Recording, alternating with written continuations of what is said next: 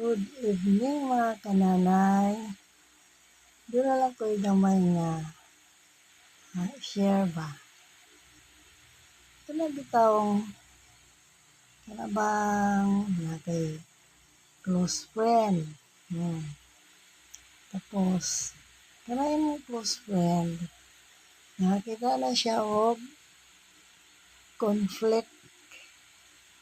Conflict siya ang kinabuhi. Dili sa ingon nga kay imo siya nga friend. Maminaw din ka sa iya nga kanang isulti nga mulaban din ka sa iyaha. Kanabang yung ikikita ba ang full support sa iyaha kay kung lagi imo siya nga close friend. Pero mga kananay, mga lods, mga idol, ang pinaka-best na buhaton sa kinalang ara ka sa tunga malagi. Ang katong iyang ka-conflict, iyong paminawon ang iyaha nga side.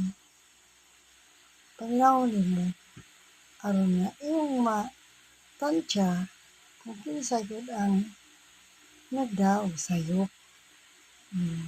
Kaya mas maayo gyud na mga friend kanang naara ka sa nag-ingon bitaw nga kanaang naatara sa tunga-tunga ba kanang way labanan. Maminaw lang kung sa isulti sa pikas imong paminawon. Ayaw na pag dugani. Ayaw pag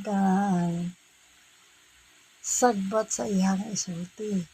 Nasa pikas po kung napi isulti, iyo pong paminawon. Maala na din ang mga friends para way libog, way samok. Paglikay po sa kanabang paglikay ba kadili ka maapil sa ilang giawayan o sa ilang pagka-conflict sa ilang ang malayo ka sa kasamo.